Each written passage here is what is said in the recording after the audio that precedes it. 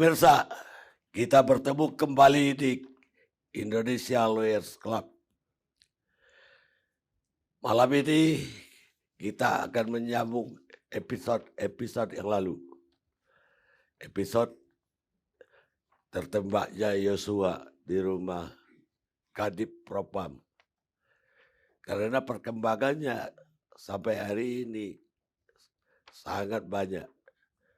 Hari ini misalnya Baradae atau Richard Eliezer itu dijadikan tersangka oleh Mabes atau oleh Satgas yang dibentuk oleh Mabes. Dan Irjen Pol Sambo sendiri di Propam hari ini juga diperiksa oleh Mabes Polri juga, dan dia bilang itu pemeriksaan dia yang keempat setelah Polsek dan 2 kali di Polda Metro Jaya, dan yang keempat di Mabes Polri tadi. Pemirsa, ini dalam rangka, semuanya dalam rangka mencari kebenaran. Kebenaran itu bukan milik semua orang. Kebenaran itu hanya milik orang yang mencarinya. Itu kata Ryan, filosof Amerika. Saya kira kita pantas apresiasi untuk Kapolri yang kemarin juga mendapat apresiasi dari Menteri Menko Polhukam Mahfud MD.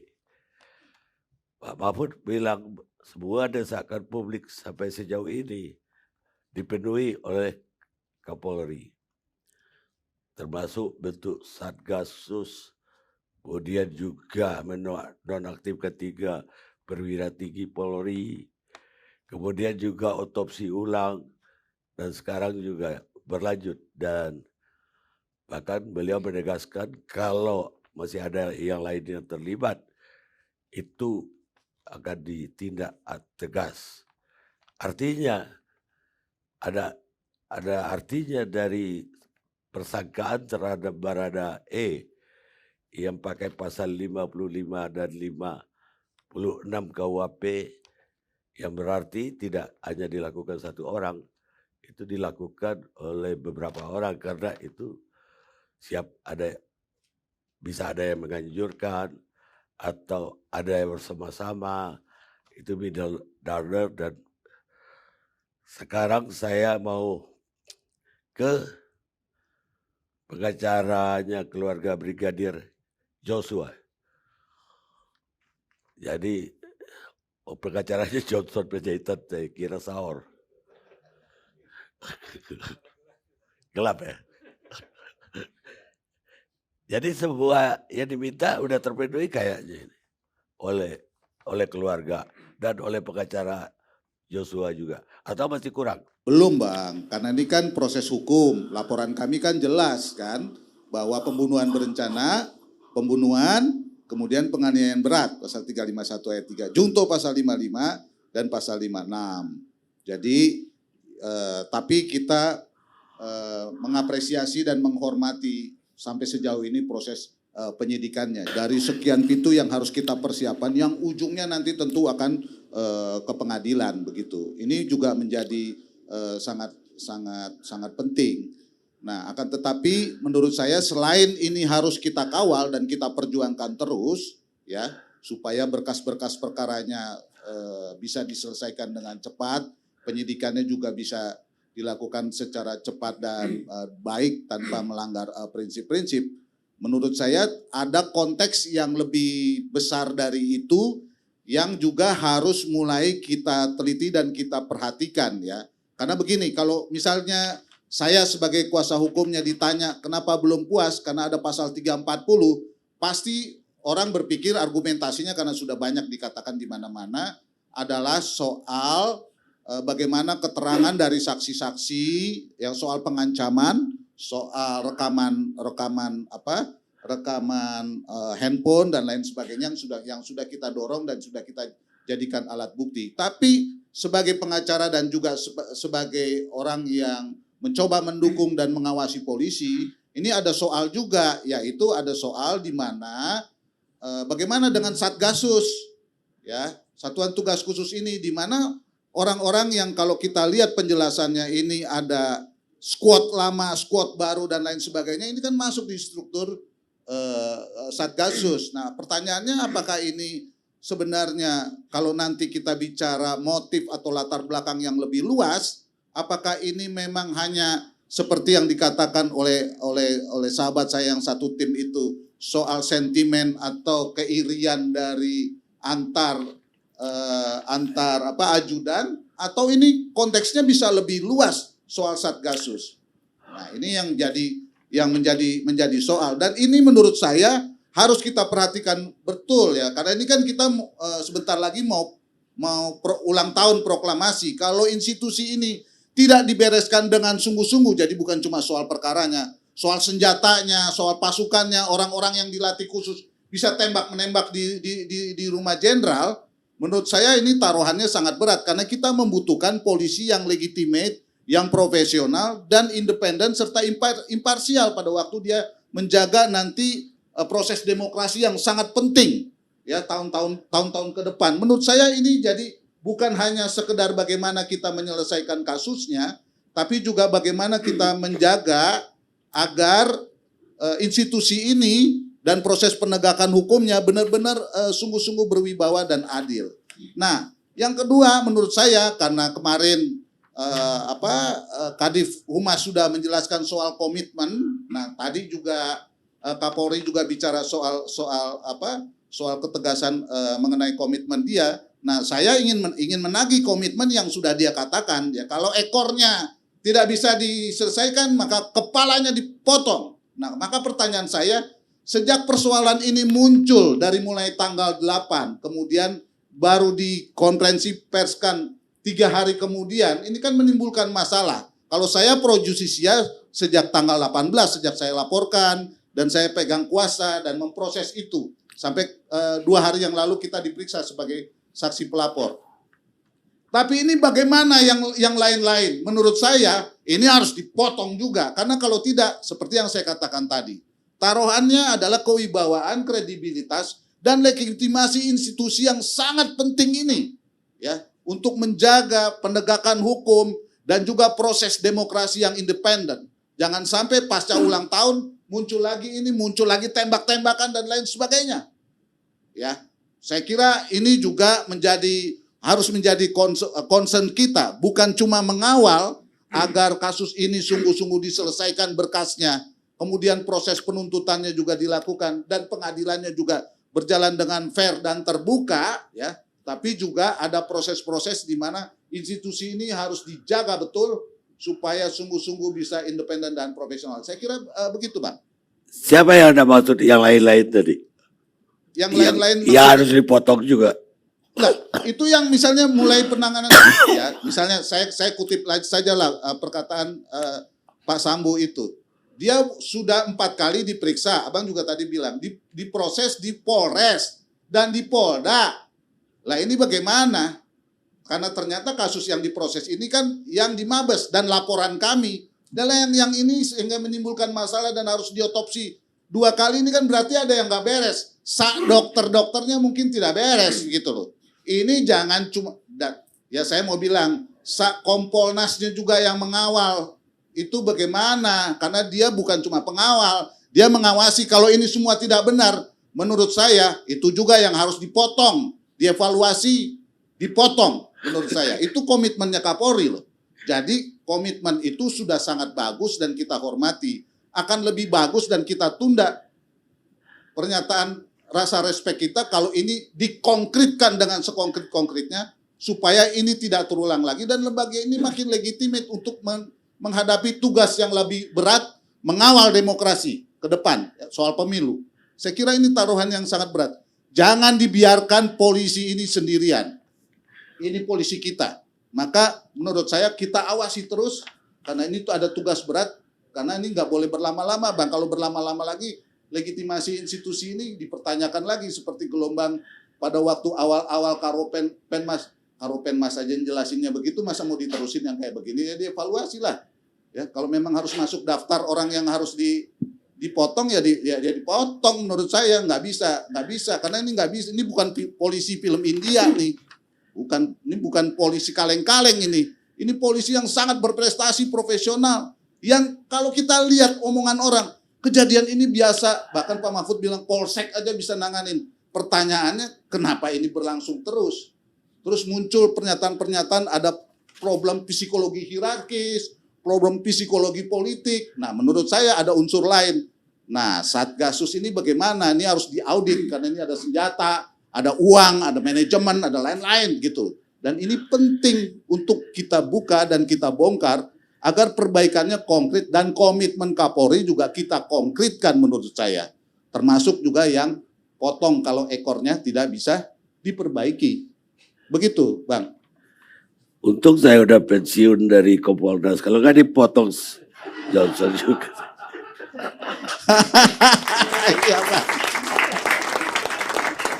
Jadi menurut Anda, berarti apakah kasus awalnya dibilang ada pelecehan dan kemudian juga sebaliknya keadaan terpaksa nudwir? Si Baradae menembak itu karena nudwir. Tapi dengan tersangka ini gugur dong. Ya, saya kira argumen nudwir. Ya, kata gugur itu kan tentu akan kita lihat prosesnya, ya kan? Kita lihat prosesnya. Tentu ada ketentuan hukum yang mengatur soal itu, begitu ya. Tapi saya kira kita jangan terburu-buru ngomong soal motif. Kita selesaikan dulu ini pokok persoalannya. Nanti kalau misalkan didorong lagi spekulasi infotainment apa segala macam karena soal seksual ini seksi benar kan jadi isu. Sementara materi pokoknya ini penting, institusi ini juga penting legitimasinya. Jadi saya kira kita harus bijaksana dan cukup tegas ya menjaga apa-apa saja pekerjaan-pekerjaan pokok kita yang harus kita kawal dan apa saja yang harus kita benahi selain kasus ini terhadap institusi ini. Agar legitimasi dan kewibawaannya cukup bisa kita jaga dan kita perbaiki. Begitu, Bang. Jadi jangan terburu-buru, Bang, soal motif itu. Bukan soal motif, tapi maksud saya, sekarang ini kan 338 ini. Ya. Bukan lagi pasal 4648 yang membebaskan terdakwa kalau dia terpaksa. Iya, iya. Artinya nggak ada terpaksa di sini. Oh, nggak ada terpaksa. Dan juga Jungto 55 menurut saya kan begitu. Tapi saya kan masih mengantungi tugas yang cukup berat. Apakah 340, 351, ya? Dan bagaimana yang 55 kan baru satu orang ini, ya? Dan bagaimana yang 56? Tapi semua ini kan harus diperiksa terkait, ya kan? Dan kita sepakat selain pro justisia ada standar-standar adalah soal bagaimana proses-proses misalnya digital forensik dan lain sebagainya sesuai dengan standar-standar yang ada yang selalu saja dikumandangkan di mana-mana. Tapi saya mau mengatakan, Bang, sebagai orang yang menjalani proses ini dari awal ya, ini nggak bisa datang dengan tiba-tiba. Memang harus diperjuangkan menurut saya. Dan saya senang bahwa saya tidak sendirian dan banyak teman termasuk Abang dan kawan-kawan mendukung kita semua karena ini persoalan kita dan ini lembaga kita yang harus kita junjung. Kalau polisinya nggak bagus, bagaimana ini taruhannya negara ini? Nasib saya juga bagaimana? Tentu ini harus jadi concern kita, Bang. Jadi ini tugas masih banyak, Bang. Jadi pertanyaannya misalnya, apakah hanya Baradae gitu?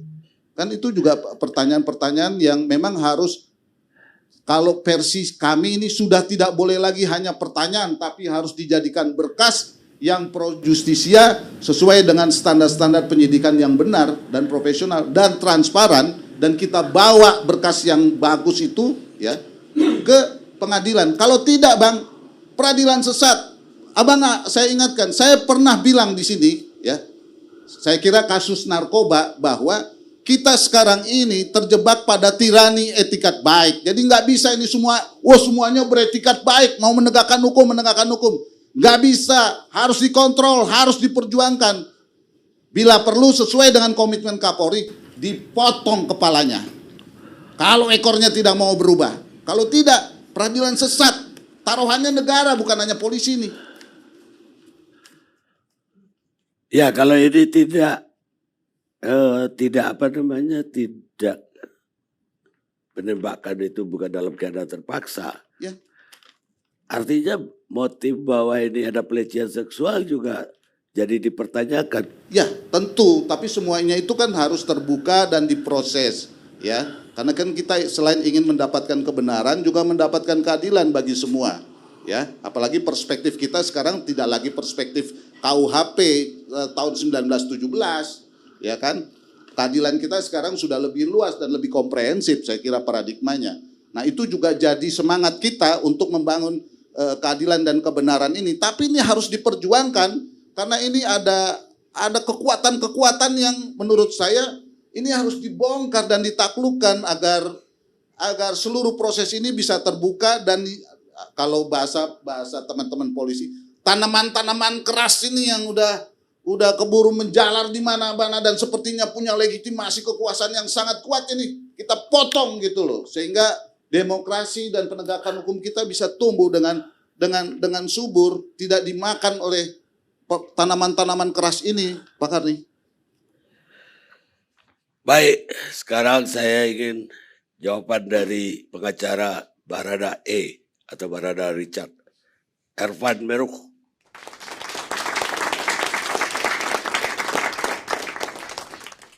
Baik, terima kasih Pak Karni. Pertama, saya menyampaikan bela sungkawa kepada keluarga Brigadir Joshua atas nama keluarga klien saya. Kami turut berduka cita yang sedalam-dalamnya. Selanjutnya yang kedua Pak Karni, saya informasikan bahwa Barada E atau klien kami saat ini memang betul sudah ditetapkan tersangka. Itu penetapannya kemarin Pak Karni, jadi bukan hari ini tapi kemarin. Dan yang ingin saya sampaikan di sini bahwa pemeriksaan sebagai saksi Barada E itu baru selesai pada tanggal 4 jam 1 dini hari. Tapi informasi tentang penetapan tersangka itu mendahului 1 hari sebelumnya Pak Karni. Jadi di sini kami melihat atau kami mencermati ya, ada hal yang tidak biasa, artinya penetapan tersangka didahului tanpa ada pemeriksaan calon tersangka sebelumnya. Seperti itu Pak Karni, jadi ada selisih hari di sana. Selanjutnya saya setuju sama Bang Johnson bahwa memang kita berharap penanganan perkara ini bisa cepat, terang, transparan. Kami berharap bahwa mungkin dengan adanya proses penanganan perkara ini harus masuk ke dalam penyidikan atau mungkin nanti sampai dengan ke pengadilan, fakta itu bisa terungkap bahwa Barada E di sana tidaklah seperti yang kita bayangkan, artinya di sana ada pembunuhan berencana atau ada pembunuhan dengan niat jahat atau sengaja dan sebagainya. Jadi memang pure di sana setelah saya mengikuti proses pemeriksaan BAP secara maraton, saya mendapati bahwa kejadian itu semua terjadi alamiah Pak Karni. Jadi memang apa yang selama ini kita dapat informasi bahwa di sana ada dugaan pelecehan, percobaan pelecehan, jadi sempat ada teriakan dari ibu atau ibu putri gitu ya. Kemudian di sana sempatlah terjadi tembak menembak yang mana itu adalah pure dilakukan oleh klien kami dalam rangka untuk melaksanakan tugas, menyelamatkan Bu Putri dan tentu menyelamatkan dirinya sendiri Pak Karni. Dan itu disampaikan oleh klien saya dengan tegas. Tidak ada seperti paksaan atau ancaman di depan penyidik ya. Jadi menyampaikannya itu tegas gitu. Penyidik berulang kali menanyakan hal itu dan Barada E bisa menjelaskan dengan jelas Pak Karni. Seperti itu. Ya tapi sekarang perkaranya kan diangkat menjadi dia tersangka. Jadi artinya bahwa itu terpaksa udah hapus tuh. Ya berlaku itu sengaja udah kalau dia membunuh orang. dengan dakwaan dari polisi tadi atau sangkaan polisi tadi, dari diangkatnya jadi tersangka itu konsekuensinya. Dan tidak hanya itu, ada 55, 56. Tidak satu orang yang melakukan ternyata. Ya, Pak Karni, terkait dengan 55 dan 56 itulah yang kami juga masih bertanya Pak Karni. Jadi masih bingung. Karena berdasarkan fakta yang disampaikan oleh klien kami Pak. Jadi pada saat itu hanya klien kami dan Brigadir J yang saat itu melakukan tembak-menembak gitu. Jadi kita bertanya siapa yang membantu gitu. Dan itu setahu saya ya seiring dengan informasi yang beredar di media. Jadi memang tidak ada pihak lain gitu. Seperti itu Pak Karni. Jadi kita juga bingung itu 55 dan 56-nya itu di mana gitu Pak Karni. Baik, jadi Anda masih tetap yakin bahwa klien Anda terpaksa menembak waktu itu karena mendapat tembakan duluan dari Brigadir Yosua. Betul Pak Karni, seperti itu. Apa yang mendukung Anda untuk meyakini itu? Ya, jadi jadi kita dapat informasi Pak Karni ya. Jadi ada sambil dalam proses BAP itu kan ada saling menunggu dan sebagainya gitu ya. Jadi ada yang disampaikan ke kita bahwa Baradae ini jika tidak ada Baradae saat itu mungkin yang lain itu juga nyawanya mungkin bisa hilang juga saat itu seperti itu. Jadi Baradae ini saat itu bisa dianggap sebagai pahlawan lah Pak Karni. Itu. Jadi memang pada saat itu Baradae menjalankan tugas membela diri terhadap ancaman yang ada pada dirinya pada saat itu Pak Karni. Ya, tapi Anda punya argumen begitu. Tapi pihak Mabes Polri justru menjadikan dia tersangka pembunuhan. Ini yang saya maksud. Anda punya keterangan-keterangan apa sampai bisa meyakini itu? Ya, tentu biarlah itu penyidik punya pendapat sendiri Pak Karni dan bukan ranahnya kami pada saat ini dalam proses penyidikan untuk mendebat itu. Mungkin nanti ada prosesnya lagi di pengadilan yang kita bisa sampaikan bukti apa adanya dan kami berharap dari keterangan saksi ada kesesuaian dengan apa yang sudah disampaikan klien kami di muka penyidik. Seperti itu Pak Karni.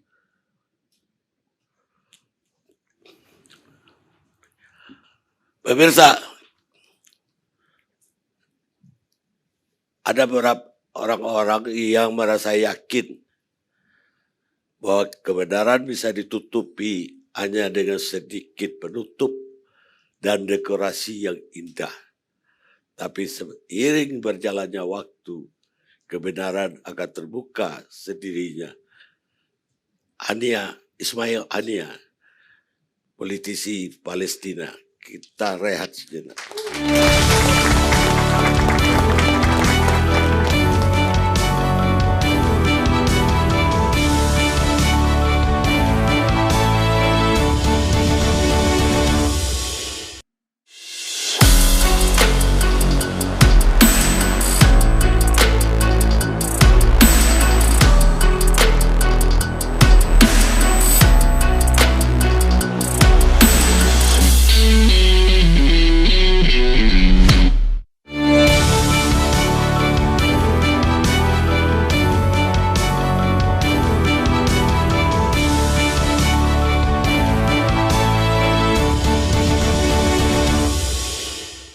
Yang jelas bahwa penanganan penyidikan sudah mulai, penetapan tersangka juga sudah dilakukan oleh tim sus dan itu tidak berhenti sampai di situ dan terus akan dikembangkan sehingga semuanya kemudian menjadi jelas terkait dengan siapapun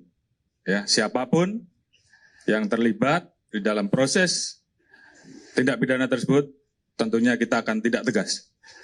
Mungkin itu yang bisa saya sampaikan. Terima kasih. Wassalamualaikum warahmatullahi wabarakatuh.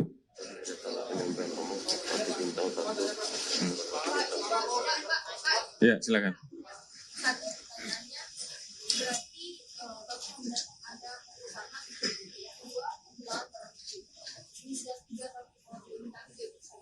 Mohon maaf, 3 Pati Polri bintang 1. 3 Patipori bintang 1, dan saat ini sedang berproses. Kemungkinan juga akan berkembang ke nama-nama lain atau ke pangkat-pangkat lain.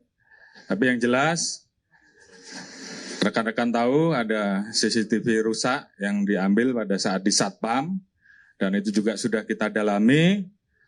Kita sudah mendapatkan bagaimana proses pengambilan dan siapa yang mengambil, juga sudah kita lakukan pemeriksaan, dan saat ini tentunya kita akan melakukan proses selanjutnya.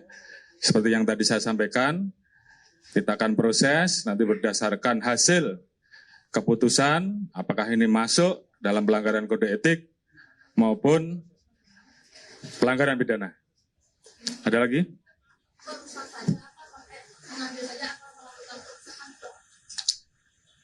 Nanti akan diputuskan.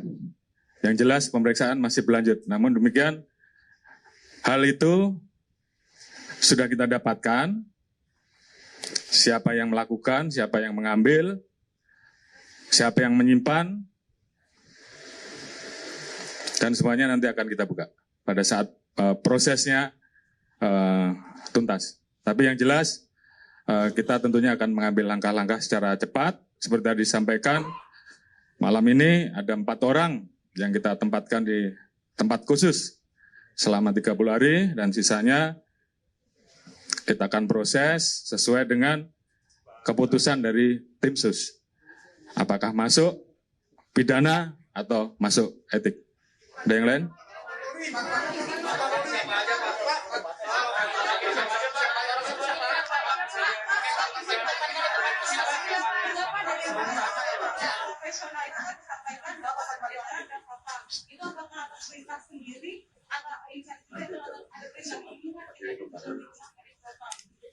Ya, tentunya ini sedang kita kembangkan ya. Apakah ada yang menyuruh atau atas inisiatif sendiri. Yang jelas proses sedang berlangsung. Ya, cukup ya. Ya, 25 orang cukup banyak. Ini menjelaskannya susah.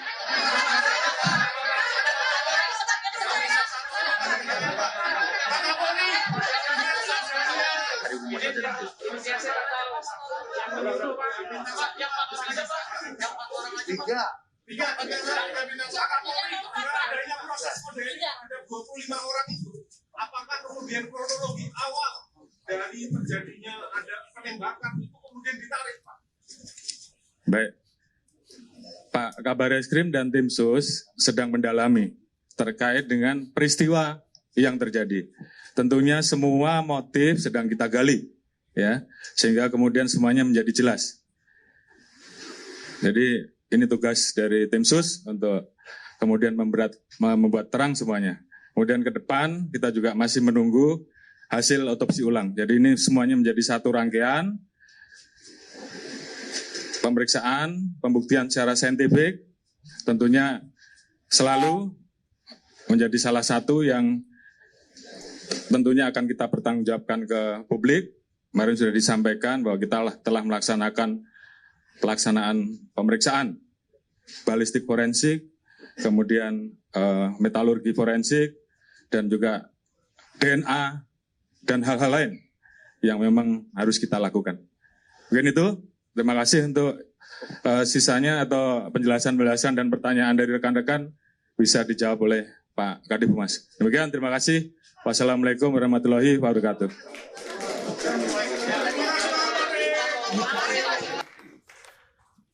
Pemirsa, kita lanjutkan acara kita. Begitulah pernyataan Kapolri barusan malam ini. Ada 25 orang yang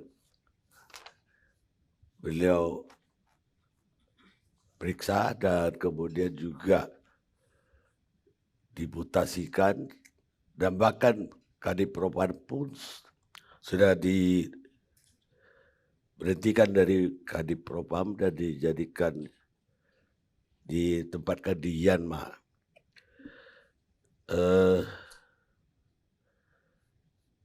Mungkin ada komentar dari pengacaranya Brigadir Yosua. Udah terpuaskan belum dengan pernyataan Kapolri barusan? Pak Karni, ini bukan soal puas atau tidak puas. Lagi-lagi kita harus secara bersama-sama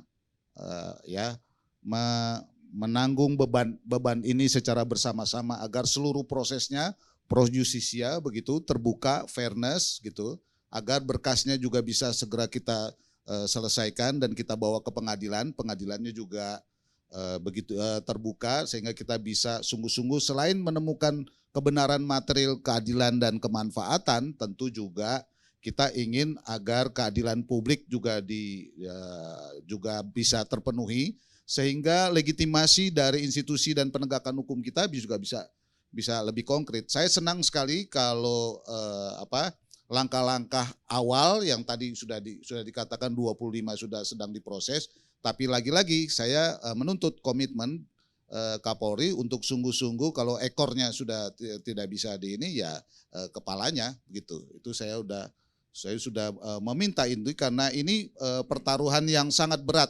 Karena tugas berat kita ke depan setelah proklamasi ini adalah mengawal demokrasi dan saya bukan hanya saya kira kita semua rakyat begitu sangat mencintai lembaga ini dan ingin lembaga ini juga profesional, independen, imparsial begitu ya.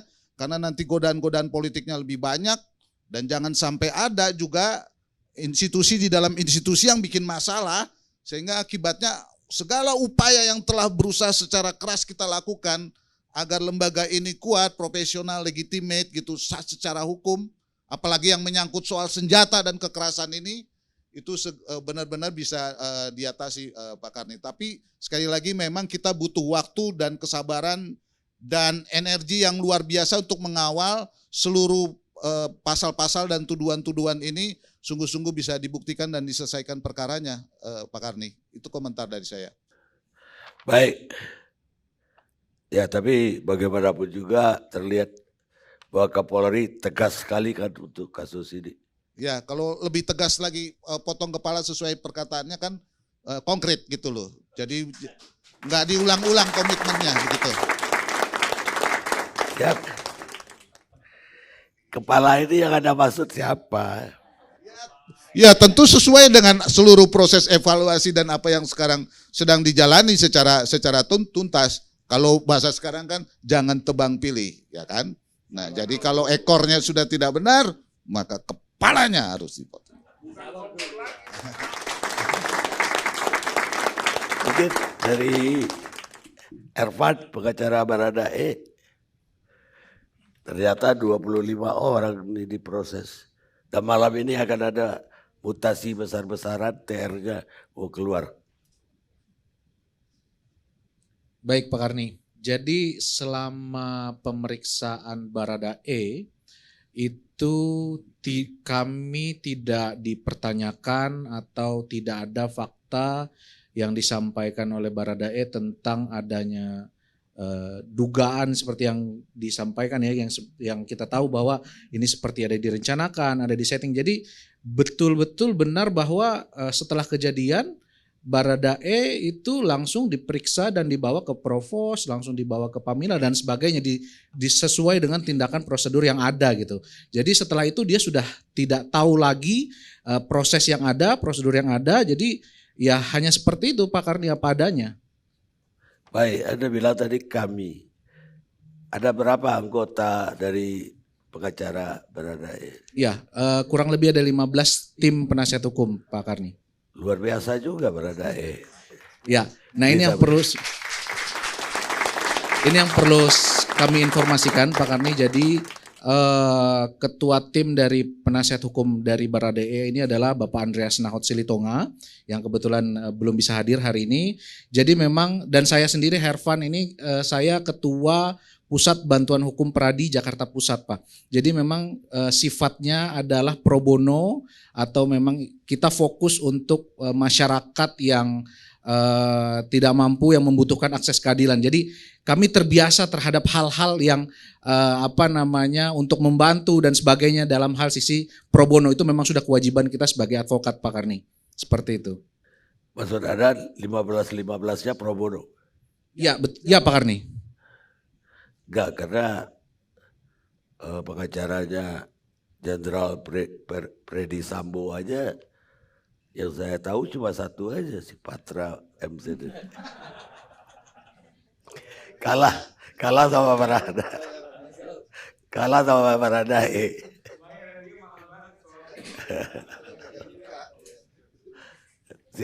Silakan, Pak Patra dulu deh.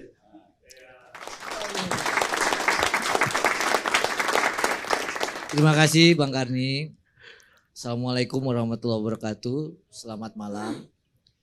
Saya mau buat pernyataan Bang Karni, yang pernyataan saya ini bisa diuji. Tidak hanya di Indonesia, tetapi dimanapun belahan dunia. Ya. Mengapa dari awal saya tidak ragu menjadi kuasa hukum Ibu PC, istri dari Irjen Freddy Sambo? Karena saya ini 2002 ya, kuliah International Human Rights Law di University of Essex, Inggris. Ya. Mentor saya itu Profesor Deidre yang mengajar hak asasi perempuan. Ya, jadi ini saya mau sampaikan baik-baik. Sudah menjadi kesepakatan feminis, aktivis hak asasi manusia, dosen hak asasi manusia, ya. Kalau ada laporan perempuan korban kekerasan, maka wajib dianggap benar sepanjang nanti buktinya tidak sebaliknya. Itulah yang mendasari kita punya Undang-Undang Nomor 12 Tahun 2022 tentang tindak pidana kekerasan seksual.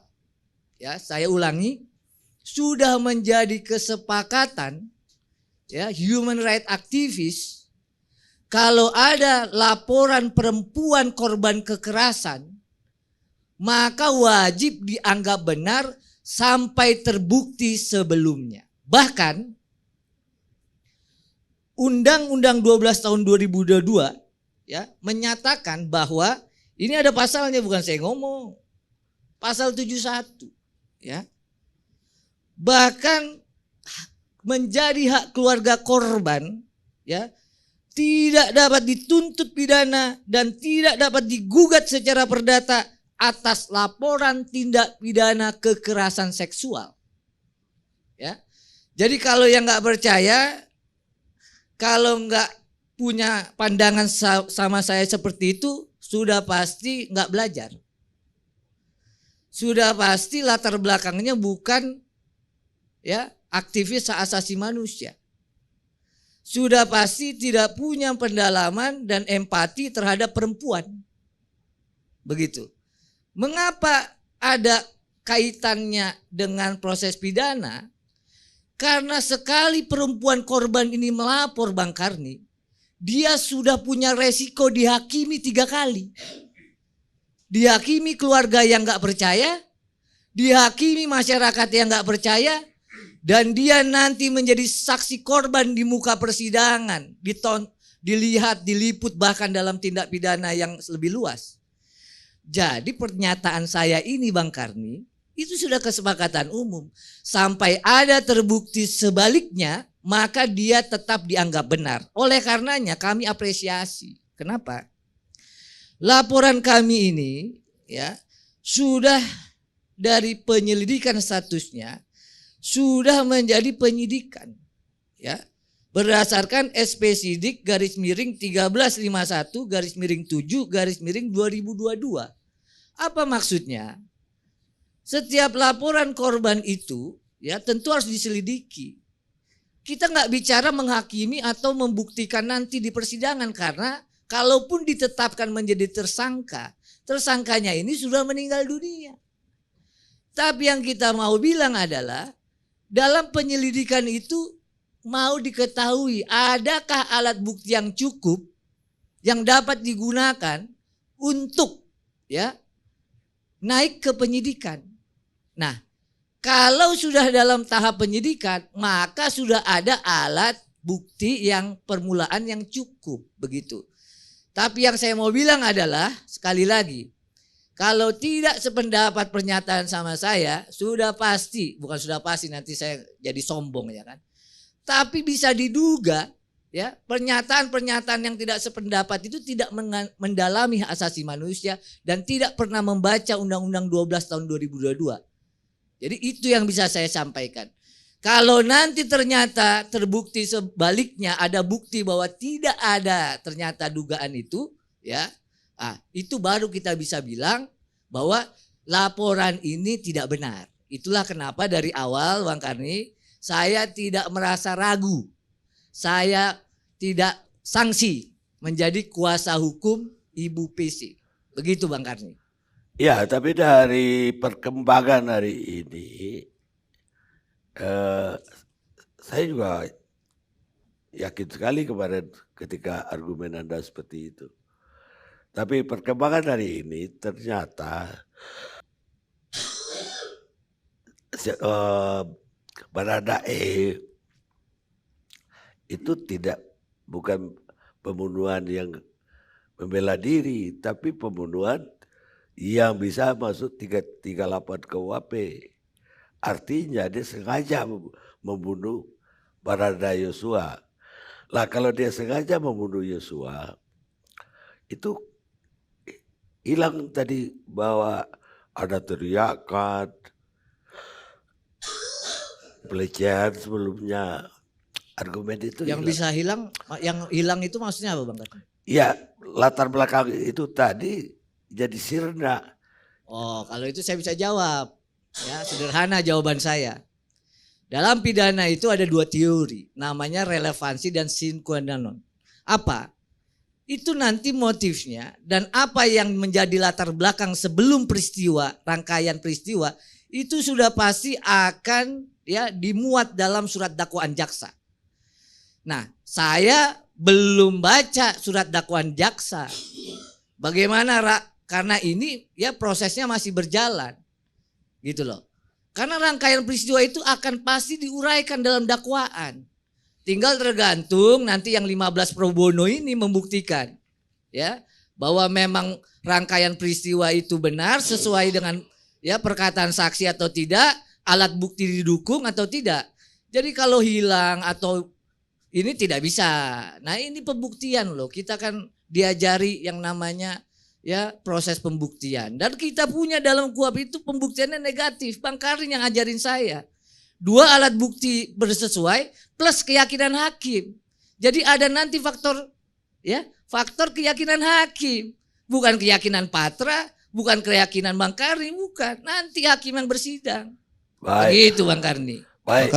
Pak Karni, kalau saya ikuti cara berpikirnya Patra ya, menurut saya agak sangat mengkhawatirkan karena klien saya walaupun sudah mati kelihatannya mau diadili terus. Nah, kalau itu saya bisa jawab.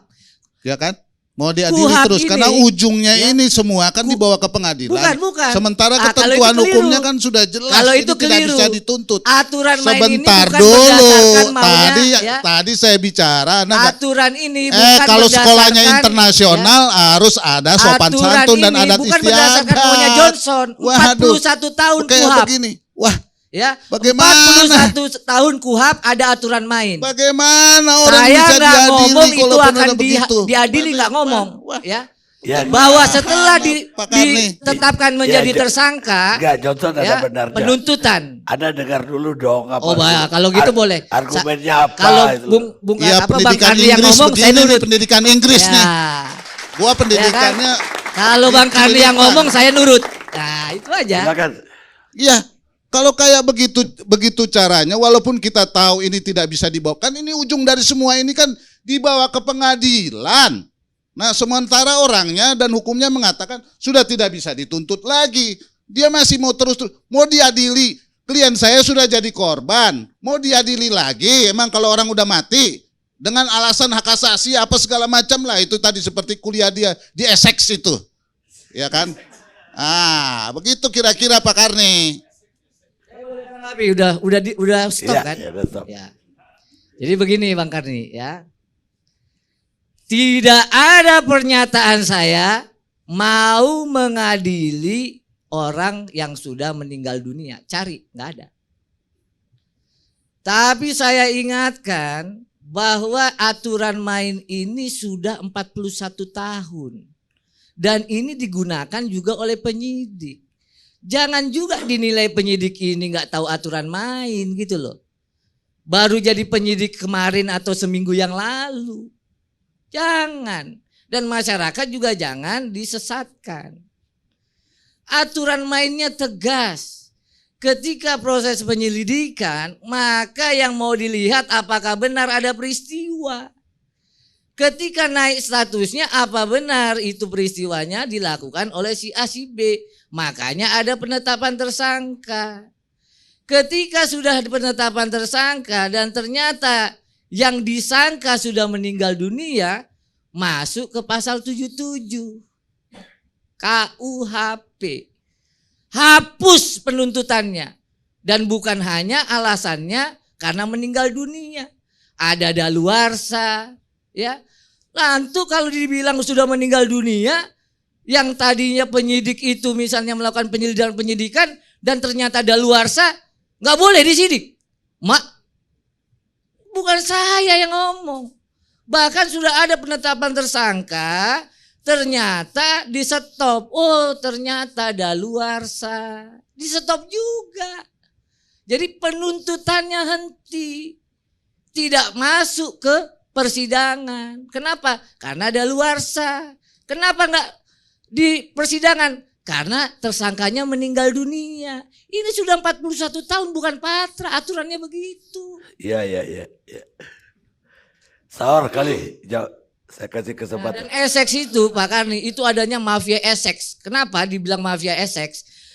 Setiap special rapporteur, setiap yang namanya ya utusan PBB, kalau kita ke Jenewa, itu pasti setengah lebihnya pasti dia mendalami International Human Rights di University of Essex, Colchester. Oke.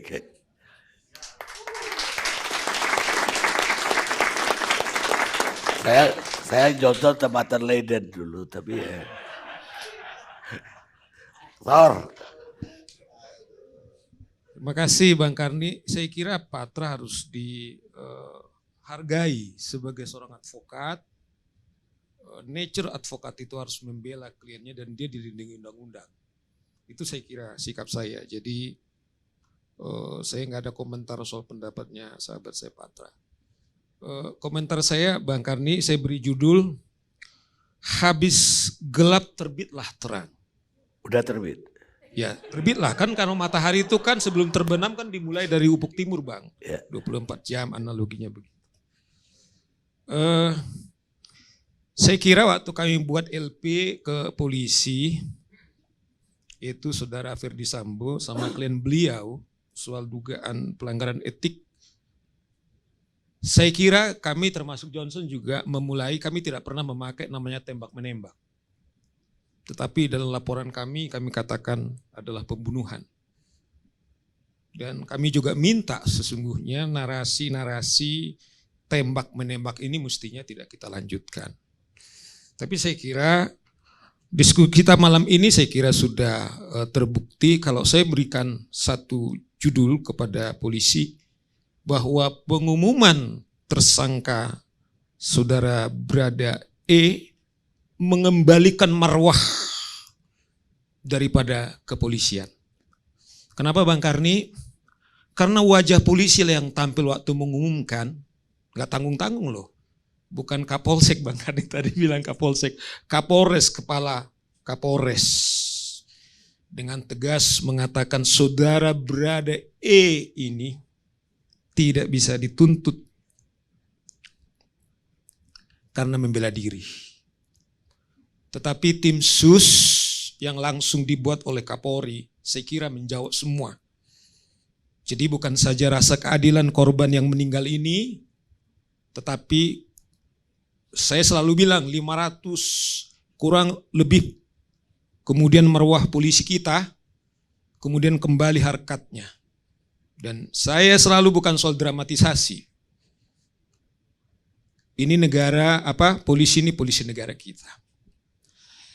Oleh karena itu saya kira Bang Karni, tugas kita sekarang adalah, karena pasal yang dituduhkan adalah juga pasal 55, saya selalu mengatakan bahwa ada gerombolan. Oleh karena itu saya kira tugas kita atau tugas daripada bapak-bapak penyidik, katakanlah yang masih tersangka kan satu. Kalau saya kan mengatakan peristiwa sebelum diumumkan ini kan sempurna kegelapan. Kalau saya mulai dari akhir penyerahan mayat, semua kan tuh dimanipulasi identitasnya. Baru saya tahu dari Johnson, ternyata ada surat Bang Karni, nanti mungkin ditanya Johnson baru saya tahu, sesungguhnya dia layak sebenarnya dikebumikan Bang Karni. Ini baru, saya kira informasi baru, tetapi ada jenderal melarang tidak bisa dikebumikan. Minta maaf Bang Karni, saya harus mengatakan proses pemakamannya itu lebih daripada binatang saya bilang. Tapi alhamdulillah puji Tuhan, dia sudah dimakamkan sesuai dengan proses dinas dia. Misalnya yang terbukti sekarang ada pembunuhan, ada pistol di sana. Siapa saya kira yang menyuruh dia menembak? Ini pistol apakah miliknya dia? Tadi Pak Kapolri sudah menyebut CCTV yang pertama awalnya rusak karena petir. Ya akhirnya ada meme, petir juga akan dilaporkan. Kemudian ada sempat hilang. Saya tidak tahu makna mengapa tadi Polri, kalau kami tadinya kejanggalan hanya puluhan, tapi Mas Arianto mengatakan ada 30-an. Tadi naik lagi 100 katanya Mas. Mas Arianto nanti harus menjawab, saya nggak berani. Jadi kalau kami mengatakan ada puluhan, tadi saya bilang Mas, saya 30 itu saya sebut, ada ratusan Bang katanya. Bang Karni nanti minta penjelasan dari beliau karena dari polisi. Karena ini tanggung jawab kita saya kira. Oleh karena itu, kalau tadi misalnya siapa yang mencuri CCTV, saya kira terang benderang ini adalah obstruction of justice. Atau saya kebayang dalam operasi 3 hari ini Bang Karni, kalau saya berimajinasi, setelah berada ini kemudian terbunuh kan ada 2 hari kita tidak tahu. Kemudian disitulah operasi-operasi yang tadi, operasi gelap itu. Nah saya kira ini harus kemudian dituntaskan. Jangan sampai terjadi, saya sedih loh sama saya ini, tapi nggak apa-apa. Kalau ini saya komentari. Misalnya kalau waktu talkshow dulu saya tidak komentari, dikatakan Berada E ini adalah pahlawan. Saya bilang Bang Karni ini pembunuh, pengkhianat kepolisian, dan pengkhianat negara, karena kita negara hukum. Karena Bang Karni dengan alasan apapun, apalagi kepolisian, dia adalah penegak hukum. Tidak ada alasan untuk melakukan pembunuhan. Oleh karena itu makanya perintah undang-undang, hukum kepada mereka ini harus lebih besar daripada warga negara Indonesia. Sebab narasi ini saya kira berbahaya Bang Karni. Coba bayangkan, saya makanya hargai misalnya Patra. Bagaimana Kadip copot, bagaimana Kapolres copot, orang bilang ini orang baik. Bagaimana 25 yang tadi disebut Kapolri akan berpotensi, kemudian juga seperti juga Berada E. Apakah narasi ini juga mau kita katakan kepada polisi-polisi yang bertugas bahwa ada alasan kita mengatakan seperti itu? Karena gelar yang tertinggi Bang Karni adalah pahlawan. Saya kemarin ketemu dengan temannya Bang Karni, pendiri Jakarta Lulus Club, ya toh, karena dialah yang menangis peristiwa ini. Dia bilang, apakah di masa tua saya ini, Bung Saur katanya, Patra tahu itu siapa maksud saya. Harus saya melihat tragedi hukum dan tragedi kemasukan ini. Oleh karena itu, Bang Karni, saya mengusulkan karena LP kami soal pelanggaran etik yang 25 orang ini harus inline dengan penyidikan yang ada, segera diberhentikan. Segera dicopot, itu saya kira supaya jangan tanggung-tanggung. Kalau memang semua divisinya ini kena babat, kalau istilahnya Kapolda Padil, rekan saya Padil mengatakan kalau dulu potong kepalanya, kalau bahasa saya mengulangi loh Bang Karni, saya nggak mengulangi, saya hanya mengulangi, blender semuanya. Jangan sampai publik kemudian di blender, ya, kemudian orang-orang hanya seperti itu saya kira, kemudian marwah daripada kepolisian ini kemudian bisa kembali. Kalau tidak saya kira kepercayaan. Tetapi kita mengapresiasi pada malam hari ini. Kalau saya mengatakan tim sus ini kemudian bukan saja menyelamatkan marwah kepolisian kita, tapi juga dignity. Nah, yang ketiga Bang Karni, seperti saya kira, apapun kita teriak-teriak di sini Bang Karni, tidak akan pernah mengembalikan nyawanya Yosua.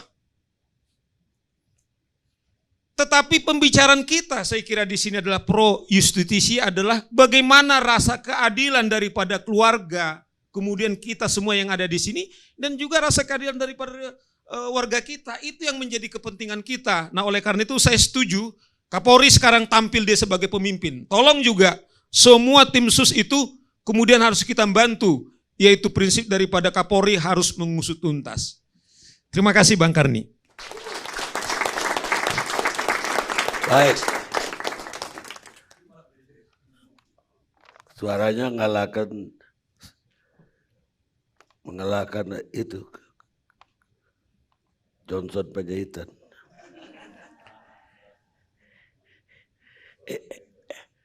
Edi Asibuan, mantan anggota Kompolnas. Kalau nggak dipotong lagi nih.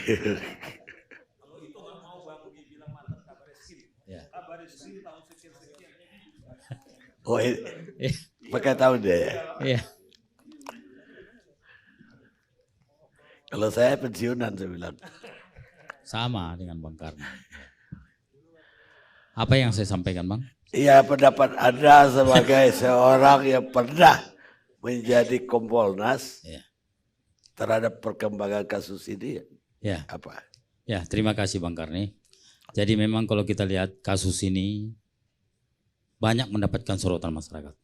Ya, kita bayangkan dalam 25 hari kalau nggak salah ya, ini polisi banyak disorot, banyak dibully, ada kecenderungan kepercayaan masyarakat terhadap Polri pada saat itu nyaris pada misalnya pada titik yang bawah. Bisa dibayangkan seperti itu karena kenapa? Karena ada penembakan terjadi di dalam rumah jenderal. Kemudian TKP-nya jelas, barang buktinya pun ada di situ. Kemudian korbannya pun jelas, ada korban di sana. Kemudian, tapi yang jadi masalah adalah sulitnya mengungkap kasus ini. Sehingga itulah yang membuat masyarakat ragu. Jangan-jangan polisi ada yang disembunyikan. Jangan-jangan polisi ada yang dirahasiakan. Sehingga dengan atas kejadian itu banyak sekali yang menjadi kegamangan polisi pada saat itu. Bahkan kemarin kita lihat pertanganan pertama dilakukan yang disampaikan oleh Kapolres, banyak keraguan masyarakat. Kemudian waktu di Polda Metro Jaya ditangani juga tidak jalan. Sekarang beruntung kasus ini ditarik ke Baris Krim Polri, kemudian langsung jalan. Kan hasilnya semalam kita lihat langsung diumumkan ada tersangka. Kemudian saat ini tadi Bapak Kapolri juga langsung mengumumkan bahwasanya ada 25 orang bahkan ke depan akan diumumkan juga. Tentu ini akan menjadi hasil kerja keras dari Polri. Dan saya setuju bahwasanya ini harus diapresiasi. Tadinya kegamangan keraguan masyarakat terhadap Polri dan sekarang langsung naik. Artinya masyarakat yakin ini akan disut tuntas. Dan saya yakin sekali dalam beberapa hari ke depan akan ada kejutan-kejutan yang dilakukan oleh Polri dalam menangani kasus ini. Gitu. Jadi rating Polri malam ini naik. Saya kira pasti naik. Karena kita lihat tadi pernyataan Kapolri ya. Banyak termasuk juga kalau kita lihat hari ini ada juga tim khusus yang juga Irsus kalau nggak salah melakukan juga pemeriksaan terhadap banyak polisi yang melakukan pemeriksaan di TKP ya. Kalau nggak salah dari Polres Jakarta Selatan, kemudian juga ada dari Polda ya. Tentu mereka nanti akan dilihat. Tadi juga disampaikan bahwasanya ada juga misalnya apa CCTV hilang, ada juga ya. Saya kira nanti ini akan menjadi fokus daripada tim khusus yang dibentuk oleh Kapolri. Bagaimana ini bisa terjadi? Siapa yang melakukan perintah sampai ada mungkin barang bukti tadinya terang jadi gelap sama sekali sehingga itu menyulitkan di lapangan. Tapi berhubung telah ini ditangani cepat dan walaupun memang itu 25 hari ya, tapi tidak apa-apa. Yang penting saat ini masyarakat sudah melihat apa yang dilakukan oleh Polri. Baik, pemirsa, Anda boleh membohongi semua orang satu masa. Anda juga bisa membohongi satu orang sepanjang masa. Tapi Anda tidak akan bisa membohongi semua orang dan sepanjang masa. Abraham Lincoln, negarawan Amerika, kita reaksi.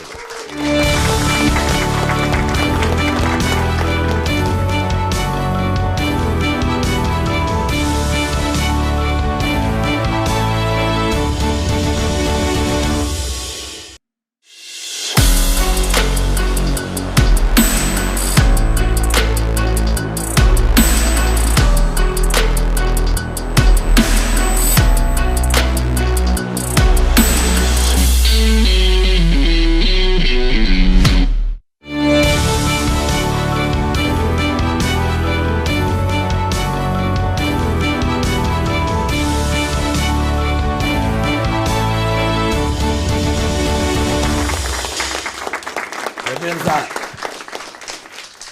kita sampai di segmen yang terakhir. Tapi sebelum kita mulai segmen ini, mari kita lihat video dari Irjen Pol Sambo. Pemeriksaan hari ini adalah pemeriksaan yang keempat. Saya sudah memberikan keterangan kepada penyidik Polres Jakarta Selatan, Polda Metro Jaya, dan sekarang yang keempat di Barreskrim Polri.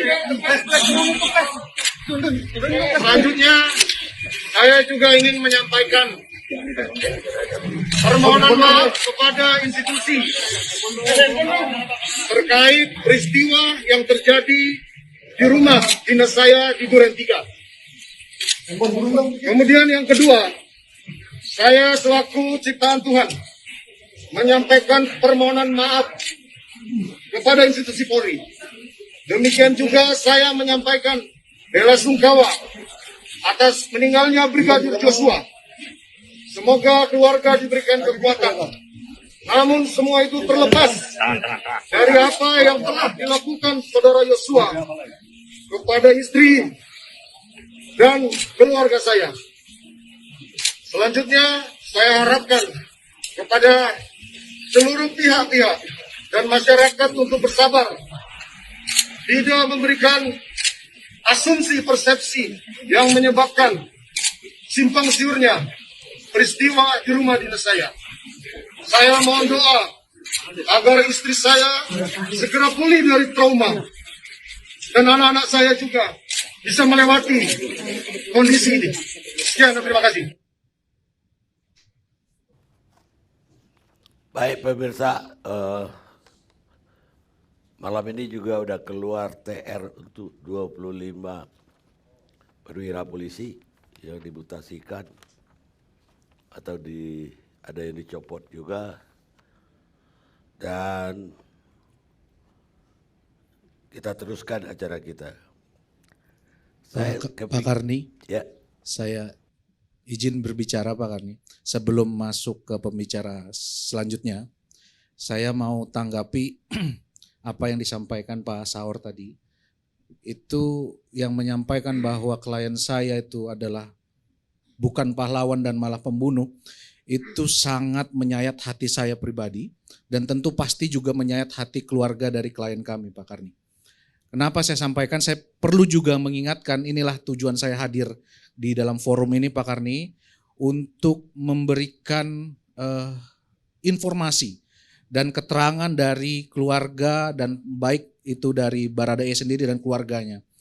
Jadi dan saya juga ingatkan Pak Karni dan pada pemirsa semua bahwa ini proses masih di awal, penyidikan ini masih masuk dalam proses awal penetapan tersangka dan masih jauh kalau kita mau bilang Baradae adalah pembunuh. Itu masih jauh prosesnya Pak Karni. Itu yang saya mau ingatkan kepada pemirsa semua agar tidak buru-buru menjustifikasi klien saya pembunuh seperti itu ya. Itu yang saya minta Pak Karni. Terima kasih. Bang Karni, saya juga nggak akan menanggapi kalau tidak dibuat kemudian pernyataan pahlawan. Kalau sahabat saya ini konsisten dengan pernyataannya bahwa ini sedang katakanlah penyidikan, sabar. Karena dialah mendahului mengatakan bahwa Baradae yang ditersangkakan sebagai pembunuh kemudian dikatakan pahlawan. Bagaimana kemudian kita berani mengatakan ini pahlawan, sekarang kita heboh ada 25 orang sekarang kemudian akan berpotensi barangkali seperti Baradae. Bagaimana sekarang Republik Indonesia heboh karena peristiwa ini. Saya pikir dasar itu kalau teman-teman kemudian konsisten, sabar. Saya seperti saya bilang tidak akan sangat menanggapi. Tetapi kampanye soal pahlawan ini saya kira sangat masif. Oleh karena itu, karena ini proses, kita harus konsisten menunggu. Kalau saya tidak menanggapi, berarti saya juga biarkan ini pahlawan. Apakah betul kita setuju bahwa yang sekarang konstruksi pembunuhan ini dituduhkan dalam proses? Ya sekarang mestinya kita tunduk. Oleh karena itu stop. Kalau beliau mengatakan stop pernyataan ini, kemudian saya juga mengatakan stop label yang disebutkan sebagai pahlawan. Terima kasih Bang Karni. Oke. Pak Karni, narasi pembunuh dan pahlawan itu berbeda. Jadi kalau pembunuh ini adalah tuduhan serius gitu. Ini ada pasalnya dalam KUHP. Tapi kalau pahlawan, apakah salah kami dari keluarga menyampaikan isi hati kami bahwa memang Baradae saat itu adalah menyelamatkan? Apakah itu salah gitu Pak Karni? Itu saja Pak Karni. Terima kasih. Bang Karni, kan dulu dibuat narasi bahwa dia ini tidak bisa dituntut karena membela diri. Tapi kemarinkah telah diumumkan statusnya sebagai tersangka. Kalau kawan-kawan konsisten, pasal yang dituduhkan kepada mereka itu kemudian itulah yang benar. Tetapi dalam proses seperti dibilang Patra, biar pengadilan. Saya mau teriak-teriak juga mengatakan ini tidak pembunuh atau katakanlah pasal. Itu adalah kesimpulan penyidik. Kemudian ini dibawa ke pengadilan.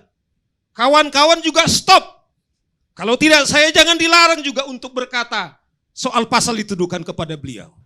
Itu aja, terima kasih Bang Karni. Baik.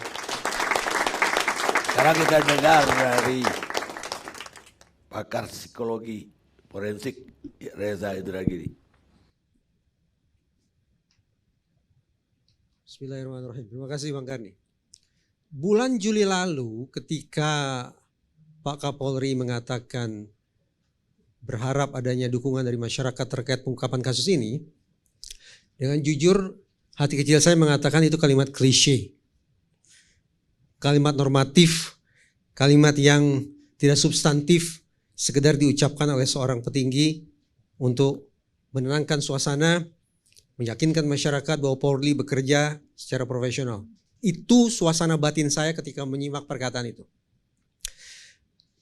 Tapi sering perjalanan waktu, dan terutama sekali beberapa jam lalu, ketika Menko Polhukam, Profesor Mahfud MD, menyebut dua istilah, yaitu psikohierarki dan psikopolitik, berdentang di kepala saya kembali pernyataan Pak Kapolri. Dukungan masyarakat bagi Polri dalam pengungkapan kasus ini. Betapapun pada hari-hari belakangan ini mulai ada tanda petik tekanan agar masyarakat tidak berasumsi, agar masyarakat tidak berspekulasi. Tapi ketika seorang Menko Polhukam berkata tentang psikohierarki dan psikopolitik, saya tidak akan mengatakan itu sebagai asumsi. Saya tidak akan mengatakan itu sebagai spekulasi. Tapi boleh jadi itu merupakan sebuah teori. Untuk kaliber seperti beliau tampaknya kata spekulasi merendahkan. Nah, ketika Menko Polhukam Profesor Mahfud MD menyebut psikohierarki dan psikopolitik, mulai saya bisa pahami kenapa Pak Kapolri berharap ada dukungan masyarakat yang masif diberikan kepada Polri. Paling tidak untuk dua hal. Pertama, terkait dengan pengungkapan kasus itu sendiri, yang sudah banyak dibahas oleh para senior saya. Tapi ada satu bentuk dukungan yang tampaknya dinantikan oleh Polri. Dukungan terkait dengan salah satu komitmen yang diutarakan oleh Kapolri Jenderal Listio Sigit ketika beliau diangkat sebagai Kapolri. Bunyi komitmennya adalah hanya kurang lebih 4 kata. Meningkatkan soliditas internal Polri. Soliditas internal Polri itulah yang tampaknya tanda petik sedang dipersoalkan, sedang dipertanyakan oleh Menko Polhukam lewat dua istilah, yaitu psikohierarki dan psikopolitik. Pak Karni, ini bukan cerita tentang Polri semata. Ini cerita tentang sebuah fenomena yang mewabah di, katakanlah, banyak sekali institusi kepolisian di banyak negara. Fenomena yang diistilahkan sebagai code of silence atau wall of silence, atau saya terjemahkan secara bebas menjadi kode senyap atau tembok senyap. Code of silence atau wall of silence adalah sebuah istilah untuk menunjuk subkultur menyimpang. Saya tandaskan sekali lagi, subkultur menyimpang yang marak mewabah di institusi kepolisian yang ditandai oleh kecenderungan personil untuk menutup-nutupi kesalahan yang dilakukan oleh sejawat mereka. Kalau boleh jujur, saya bukan orang hukum, pun saya bukan polisi. Tapi kalau saya boleh jujur, sejak pertama kali kasus ini mengemuka di media, melintas di hati saya, adakah kemungkinan bahwa code of silence itu, kode senyap itu sedang merayap-rayap di institusi Polri dalam kasus ini? Tanda tanya. Adakah kelompok-kelompok di dalam institusi Polri? Adakah subgrup di dalam Polri? Adakah klik di dalam Polri? Adakah geng di dalam Polri yang berusaha untuk menyimpangkan ke sana dan membelokkan ke sini agar pengungkapan kasus ini tidak tuntas, tidak objektif, dan tidak transparan? Sebatas tanda tanya. Tapi beberapa jam lalu ketika Kapolri mengutarakan kalimat yang luar biasa dramatis menurut saya sudah secara tidak langsung seolah-olah terbenarkan kekhawatiran saya bahwa code of silence atau kode senyap tampaknya paling tidak pernah coba merayap-rayap untuk membelokkan kasus ini. Mulai dari CCTV yang tersambar petir lah, CCTV yang hilang lah, kemudian kata Mas Kiki handphone diganti lah, baju yang hilang lah, dan seterusnya dan seterusnya. Itu sekali lagi merupakan indikasi bahwa tampaknya kode senyap pernah mencoba untuk bermain-main dalam kasus ini. Itu terkait dengan psikohierarki. Ada kelompok yang berusaha memberikan tekanan luar biasa, baik dengan cara formal maupun cara informal untuk mempengaruhi, membelokkan, menyimpangkan pengungkapan kasus ini. Dukungan lainnya adalah untuk menghadapi psikopolitik. Pak Karni, ada ungkapan politik dan polisi itu sebagai the twin trouble. Kembar yang bikin onar. Jadi kalau polisi sudah direcoki oleh politik, kalau polisi sudah bermain-main dengan politik, kalau polisi tidak imun terhadap intervensi politik, maka tinggal tunggu saja sampai kacaunya. The twin trouble. Tapi kalau kita bicara tentang politik dan polisi yang terwakili tampaknya oleh sinyalemen psikopolitik seperti dikatakan oleh Menko Polhukam, kita jangan semata-mata bicara tentang politik politik eksternal yang saya awam tentang itu. Tapi riset juga yang mengatakan bahwa keberadaan politik internal di institusi kepolisian, keberadaan sub-subgrup di dalam institusi kepolisian, itu keniscayaan. Terwariskan dari satu generasi ke generasi berikutnya. Keniscayaan yang amat sulit untuk ditolak, amat sulit untuk kemudian ditangkal. Alhasil, kalau kemudian paling tidak sejauh ini sudah ada 20 nama yang disebut-sebut oleh, 25 yang disebut-sebut oleh Pak Kapolri, dan mungkin berlanjut dari sisi pidananya, berlanjut dari sisi etiknya. Ini pun merupakan indikasi yang sangat positif bahwa tampaknya Polri menunjukkan kepada publik bahwa Polri mampu untuk menangkal adanya psikopolitik yang coba-coba mengganggu, terutama sekali dari lingkup internal Polri itu sendiri.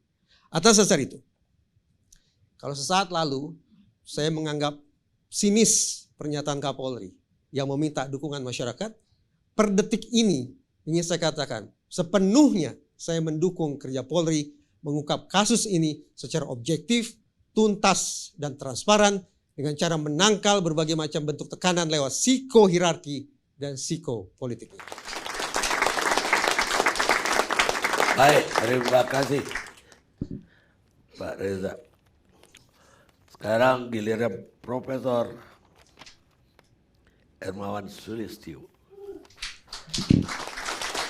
Kepala Pusat Kajian Kamnas Universitas Bayangkara. Sudah.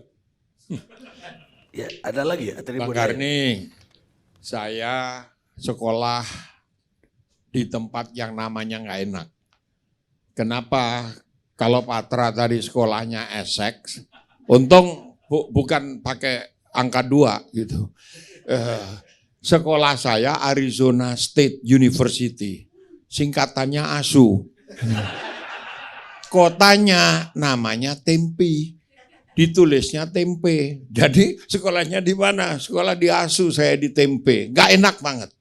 Nah, selama 1 tahun lebih, waktu itu setiap hari saya menonton proses O.J. Simpson. Dan setiap hari kepala kita itu diaduk-aduk. Hari ini lawyernya O.J., The Dream Team, itu membuat saya yakin O.J. tidak salah. Besoknya kita menonton Marsha Hunt memimpin tim The Dream Team yang kemudian The Dreaming Team karena kalah jaksa, berubah lagi. Hari ini O.J. salah, besok benar, besoknya lagi salah, selama 1,5 tahun sampai negara bangkrut. Nah, kenapa? Itu dibiayai oleh negara semua, gitu. Sehingga menjadi persoalan publik sampai seberapa jauh negara membiayai proses untuk mencari kebenaran yang ujungnya tidak benar. Karena setelah O.J. Simpson dinyatakan bebas, lalu dituntut secara perdata, dan dia kalah. Artinya dia salah kalau dia kalah. Dan bangkrut setelah itu sampai hari ini. Nah, kenapa? Karena kebanyakan lawyer. Jadi saya bingung ini tadi. Kedua, yang satu bilang pengkhianat negara, pengkhianat bangsa. Yang satu bilang pahlawan. Kenapa tidak pahlawan pengkhianat, yang pengkhianat pahlawan, kan gitu. Terus habis itu dipotong lehernya, nanti dia jadi hantu keliling, nggak ada kepalanya gitu. Ini saya nggak ngomong loh, Bang Karni pernah jadi lawyer gitu. Saya hanya menyebut yang lain gitu. Jangan-jangan seperti kasus tahun 70-an di Amerika Latin, di sana politik itu luar biasa seperti kita sekarang, euforia politik. Kenapa Amerika Latin tidak pernah tumbuh ekonominya? Karena kalau malam politisinya melek, kalau siang politisinya tidur. Terbalik, kalau malam politisi tidur, kalau siang politisi melek. Jadi ekonomi terganggu gitu, terganggu. Yang cilakanya kalau di Indonesia politisinya nggak pernah tidur, jadi ekonominya nggak pernah maju. Nah, politisi itu sekarang sudah berkurang jumlahnya, diganti lawyer. Ini yang terjadi gitu. Nah, yang kedua ini yang tidak diketahui publik adalah semua orang ngomong polisi. Kita ngomong polisi. Di sebelah saya bintang 2 loh ya. Ini mantan bintang 2 yang sekolahnya saya nggak tahu namanya di New Zealand. Sekolah apa Pak? Di Victoria ya? Wow, di Waikato. Nah, saya tahu tempat-tempat itu. Tapi bukan di di ujung paling selatan. Di Otago, kalau di Otago paling selatan. Apa, dan Pak Arianto nanti kita minta ngomong. Beliau ini dari paling bawah, dulu dari Bintara.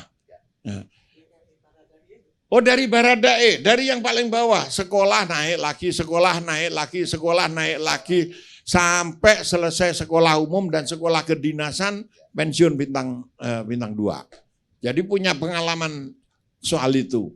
Yang tidak diketahui publik tentang hal-hal yang paling prinsip dari polisi adalah prinsip universal polisi yang membedakan dari organisasi sipil yang lain. Polisi itu di seluruh dunia sipil, kecuali di Myanmar, di Burma, dan di Pakistan sekarang. Dulu di Indonesia masih bagian dari militer, kombatan. Sejak pemisahan dari ABRI dulu, institusi polisi di Indonesia, Polri adalah institusi sipil yang dipersenjatai. Itu dan berwenang menggunakan kekerasan. Itu sama seperti bea cukai, sama seperti banyak institusi negara yang lain. Nah, prinsip yang ada sebagai institusi sipil yang berhak menggunakan kewenangan untuk menggunakan kekerasan adalah diskresi. Apa itu diskresi? Diskresi itu adalah setiap polisi boleh mengambil keputusan sendiri. Jadi kalau misalnya saya merasa terancam, saya polisi, apakah saya menembak atau tidak? Keputusan itu tidak perlu saya tanya komandan saya. Saya terancam nyawa saya nembak atau tidak? Kalau menembak, setelah menembak mati, saya harus mempertanggungjawabkan mengapa saya menembak. Tetapi kalau saya tidak menembak, ya, saya juga harus mempertanggungjawabkan mengapa saya tidak menembak. Mungkin ada yang ingat contoh kasus bagaimana polisi dikejar-kejar preman, 10 preman di Senayan waktu itu. Kasus kantor PSSI. Dikejar-kejar, polisinya bawa pistol ke atas. Ke atas sambil lari, menjauh. Di belakangnya bawa golok, preman-preman itu bawa golok. Dia tidak menembak sampai di akhirnya lolos. Ketika diperiksa di sidang, kenapa kamu tidak menembak? Peluru saya hanya 10. Pelurunya hanya 5. Dia terisi 5 itu, revolvernya. Dia 10 orang semua bawa senjata. Kalau saya tembak 5 bunuh saya. Dan tujuan menembak saya tidak tercapai. Nah, akhirnya tidak salah dia. Nah, ini yang dilupakan, yang tidak tahu. Sehingga di dalam prinsip diskresi ini tidak ada komandan di dalam polisi. Kalau dengar istilah siap dan, itu saya ingat betul, itu untuk ngeledekin, untuk jokes, meledek ketika polisi baru pisah dari ABRI waktu itu. Ketika di tentara siap dan, itu artinya siap menjalankan perintah komandan. Nah, ketika ini sudah tidak ada komandan, keluar dari ABRI, menjadi institusi sipil, itu kayak ngeledekin, siap dan. Saya ingat betul dari hari-hari pertama penggunaan istilah ini. Tetapi publik menyangka berbeda, siap dan, oh ada komandannya. Tidak, polisi itu tidak punya komandan. Lalu siapa atasannya? Atasannya itu hukum. Itulah sebabnya seorang komisaris, seorang kombes, dan brigadir bisa menangkap 2 kali Kabareskrim aktif. Kabareskrim itu bintang 3, aktif. Bisa ditangkap, karena apa? Melanggar hukum Kabareskrimnya, bintang 3. Nah, ini yang terjadi dengan kehebohan sekarang ini. Kenapa Kapolri tidak? Kapolri menerapkan prinsip diskresi. Diserahkan aja, diselesaikan. Ternyata yang salah dari awal adalah prosedurnya. Kita sudah melihat ini prosedur. Apa? Masalah kode etik. Kalau kode etik 1000% sudah bisa diterapkan. Ada buktinya. Tetapi kalau ke pembunuhan, Nunggu dulu. Kenapa? Buktikan secara saintifik bahwa dia yang membunuh, pelurunya itu segala macam. Nah, kalau pada kasus Barada ini, pistolnya ada, DNA-nya ada, korbannya ada. Jadi cukup untuk dilakukan tersangka. Tapi untuk yang lain, yang 25 orang ini, belum tentu bisa dibuktikan. Jadi dugaan saya mungkin dari 25 ini ada beberapa yang lepas. Gitu. Nah, catatan terakhir saya adalah problem ini bukan hanya problem di Indonesia, problem Polri.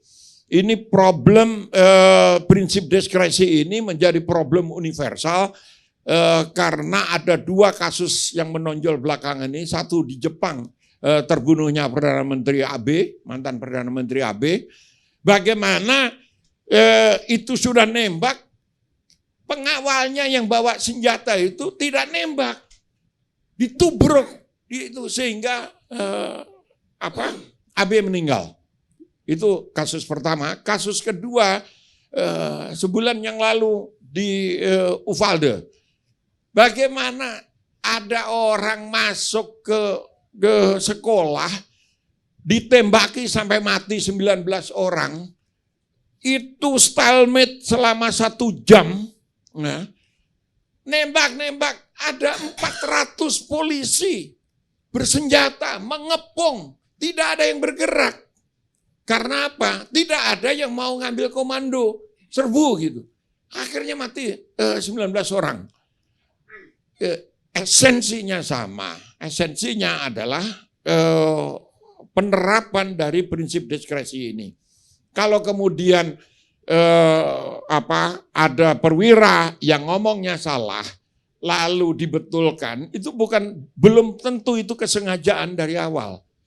Bisa berarti memang kesalahan karena buktinya kurang, lalu ada tindakan remedial, ada tindakan korektif terhadap kesalahan-kesalahan sebelumnya. Dua-duanya menerapkan prinsip diskresi itu. Dan ke depan saya kira kalau mau membenahi polisi, ini masalah diskresi ini karena tidak pernah diajarkan di kepolisian, di pendidikan kepolisian. Saya pernah nanya Pak Arianto, dulu pernah ada, tapi sekarang dihapus gitu. Saya kira ini menjadi sangat penting. Kalau prinsip diskresi itu dihapus, maka penyidik bisa diintervensi. Penyidik itu tidak bisa diintervensi. Karena dia memiliki diskresi, discretional decision dalam setiap langkah-langkahnya. Itu aja Bang Karni. Baik. Terima kasih kuliah Profesor yang sampai ke Jepang, sampai ke Amerika tadi. Sekarang giliran mantan Kepala Divisi Hukum Polri yang sekarang penasihat Kapolri, Irjen Pol Arianto Sutadi Purnawirawan. Baik, terima kasih Pak Karni. Saya bicara panjang boleh ya? Boleh. Saya takut nanti di stop nanti. Enggak. Baik, kalau panjang boleh saya ngomongnya akan pelan-pelan, jadi enggak kencang-kencang gitu. Jadi di sini gini, saya sebagai polisi ya, jadi akan membahas tentang yang saya tahu mengenai kacamata polisi. Kita ini kan membicarakan dari suatu kasus. Saya sering di dalam podcast saya bilang misteri di rumah sang jenderal. Jadi suatu kejadian ya, yang terjadi di rumah seorang jenderal. Beliau adalah Kadif Propam. Kadif Propam itu adalah simbol daripada tingkat paling tinggi untuk disiplin di polisi. Dewanya dewa lah di situ. Sayangnya itu kejadiannya apa? Menyangkut bapaknya, ibunya, supirnya, ajudannya. Dan kemudian sangat parah lukanya. Jadi kasus ini adalah saya katakan ini sebagai suatu bom atom yang tidak mungkin bisa di stop dengan teknik apapun untuk meredam suatu publikasi atau viral. Kasus ini mengandung 5 unsur yang memang menjadi hot news ya. Hot news itu nomor 1 adalah apabila kasus itu urutannya saya nggak hafal ya, tapi nomor 1 adalah melibatkan public figure. Kemudian kasusnya tragis, kasusnya sensitif. Artinya sensitif itu mengundang orang untuk berdebat banyak. Nah ini kebetulan setiap item daripada orang yang terlibat dalam kasus itu bisa dikembangkan itu. Misalnya Pak Kadif Propam kan terjadi. Langsung akhirnya apa? Dibuka latar belakangnya. Ibunya juga dibuka latar belakangnya. Barada ini juga dibuka, wah ahli tembak latar belakangnya. Dan sebagainya itu jadi. Jadi setiap item itu kan bisa menjadikan bahan viral. Gitu. Yang terakhir adalah setiap item itu anak berpinak-pinak gitu loh. Jadi berturun-turun itu ceritanya itu. Jadi kasus ini adalah kasus aib polisi. Aib polisi. Karena apa ya? Kejadiannya di tempat yang Pak Jenderal kan, dan kejadiannya kan coba. Ini kan ya sangat sensitif kan gitu kan. Jadi otomatis ini pasti akan jadi berita viral gitu. Nah, ini kaitannya apa? Dengan citra polisi. Dengan apa ya? Lainnya citra apa? Kepercayaan pada polisi. Polisi selama ini membangun ya, dulu dari itu polisi kan di bawah, selalu 3 terbawah dulu. Sejak Pak Tito itu sudah naik menjadi 3 teratas lumayan sekarang. Dan Pak Sigit ini juga menurut saya juga lumayan juga, udah naik kemarin diperingati di 76 itu kan bagus tuh, apa ke 76 udah bagus citranya itu. Wah tiba-tiba di bom atom gini habislah itu apa citra polisi itu terjerembab. Terjerembabnya kenapa? Karena kasus itu tadi ya sangat sensitif. Diawali dengan sudah tadinya secara teoritis seandainya tidak dibuat-buat pun itu akan menjadi apa bahan perbicaraan orang lah. Celakanya ketika diumumkan sudah banyak kejanggalan. Otomatis orang akan tanya dong. Gini, kasus aib itu ya nggak usah direkayasa pun. Orang dengar pasti, ini karena aib, pasti polisi akan nutup-tutupin. Itu pasti gitu. Nah, ini celakanya ya, sudah kalau netral saja itu akan ditutup-tutupin gitu, diduga ya tutup-tutupin. Ini kejadiannya tanggal 8 disampaikannya hari Senin, 3 hari. Peristiwa ini kan konyol ini. Apa? Ketika saya tanya ya, karena dianggap itu kasus internal, mau diselesaikan baik-baik. Jadi udahlah, tenang-tenang aja lah. Kita kalau bisa selesaikan dengan baik-baik. Mungkin ya ini karena sudah eranya restoratif justice. Ya. Dipikirnya kasus ini bisa diselesaikan dengan baik. Ternyata tidak, gagal itu untuk jadi baik itu. Jadi hari saat pertama terjadi langsung jenazah diproses cepat, kemudian dikirim ke keluarga, keluarganya nggak nerima, marahlah dia. Apalagi ketika keluarganya datang sana, tolong Pak ini karena kasus ini gini, tolong kita selesaikan apa? Jangan rame-rame karena ini aib gitu kan. Mau buka petinya nggak boleh, nah kan. Jadi malah kok jadi apa? Korban kan nggak terima. Akhirnya panggil itu, meledaklah kasus itu. Nah, setelah meledak bingung itu polisi. Kemudian barulah rilis Senin itu. Nah lebih celakanya lagi, Senin itu apa? Rilisnya nggak masuk akal. Kan banyak sekali kejanggalan. Tadi Pak Sahr bilang ya 30, betul saya. Dari TKP itu sendiri kalau boleh naik itu ada kurang lebih 10. Kalau dari korban itu saya ada 8. Kemudian dari tim sus sendiri ya saya ada pertanyaan itu. Bukan kejanggalan tapi pertanyaan. Saya anggap gini, kejanggalan adalah sesuatu yang ingin tanda tanya oleh masyarakat. Ini masyarakat bukan hanya masyarakat bawah loh. Pak Presiden juga ikut nanyakan kan itu. Akhirnya kan bunyinya cuma jangan ditutupi. Artinya ya, sebetulnya dalam kasus ini polisi itu harusnya sudah sadar ya. Ini masalahnya adalah masalah publikasi. Jadi viral itu karena publikasi.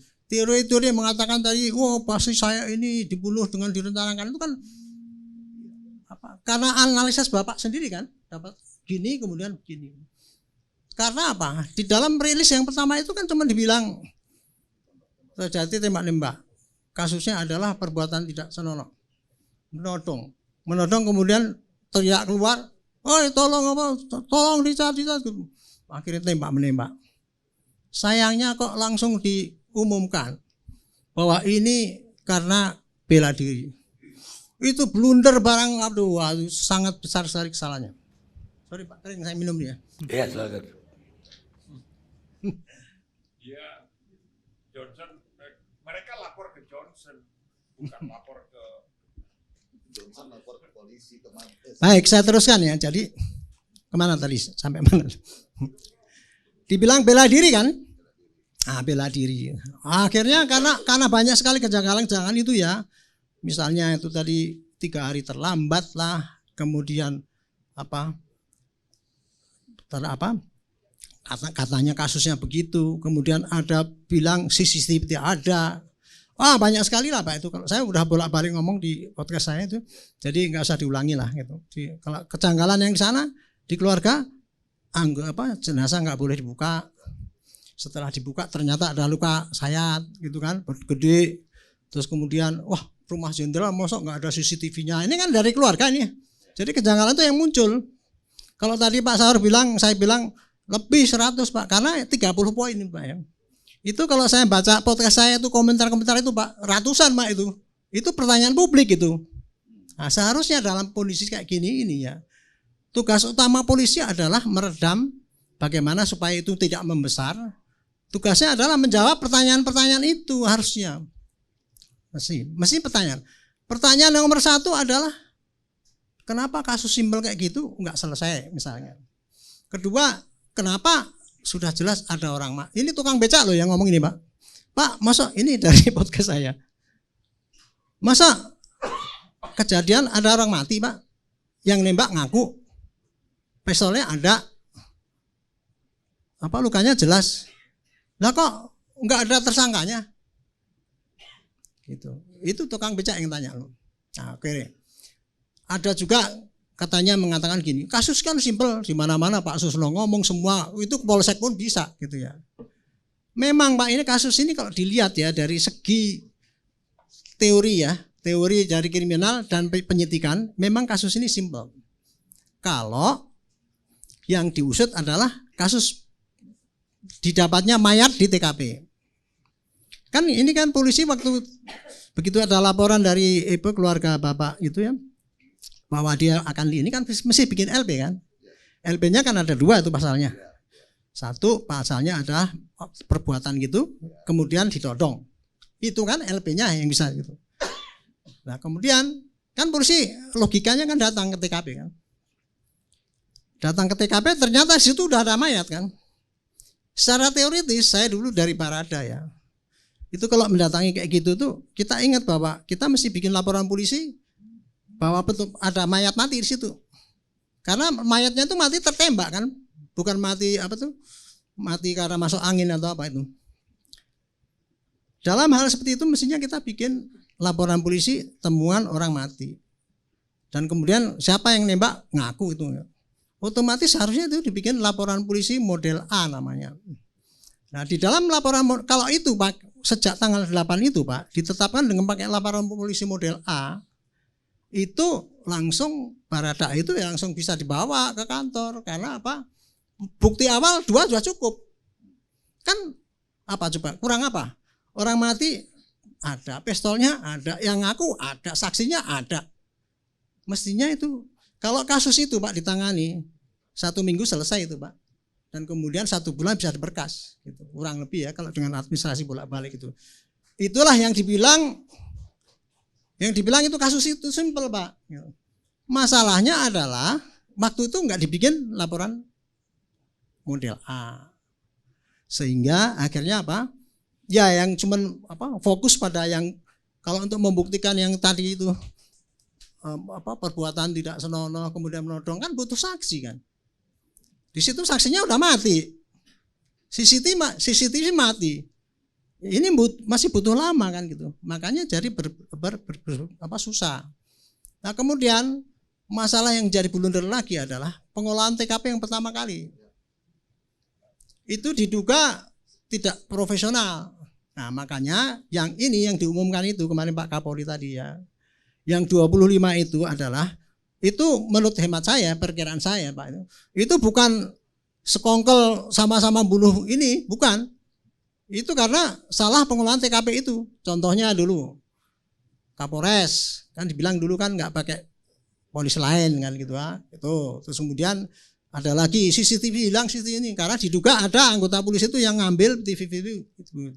Disitulah itu yang jadi apa yang sekarang ini. Nah, kemudian saya teruskan ya. Sementara publik tanya-tanya terus, pertanyaan itu terus setiap hari ini, polisi tidak melakukan apa-apa. Cuman Pak Kapolri, saya sudah mungkin staf khusus, tim khusus. Tim khusus itu anggotanya adalah 4 orang jenderal. 1 Wakapolri Adi Makayasa, Kabar Internal Adi Makayasa, Kabar Reskrim, terus siapa lagi ya? Irwasum, sama SDM itu Adi Makayasa juga.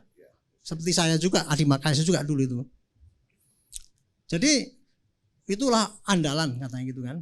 Andalan, jadi pasti itu akan melaksanakan tugas dengan baik.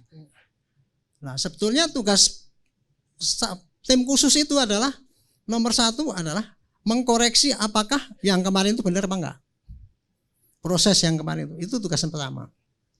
Kemudian ternyata karena tadi nggak ada laporan model A, ya, sehingga kasus pembunuhan nggak bisa diproses oleh itu karena menurut saya itu keliru ya dalam itu prosedur itu.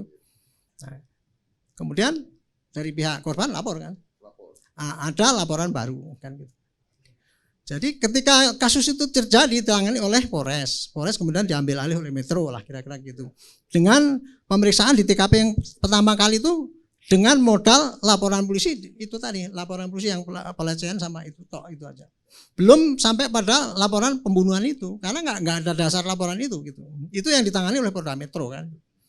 Kemudian setelah Pak Kapolri bagus ditegur Presiden, kemudian kan bikin tim khusus. Tim khusus itu udah dipercayakan, diharapkan bisa inilah. Sayangnya tim khusus ini tidak sadar Pak bahwa di luar itu publik pengen tanya-tanya terus ini.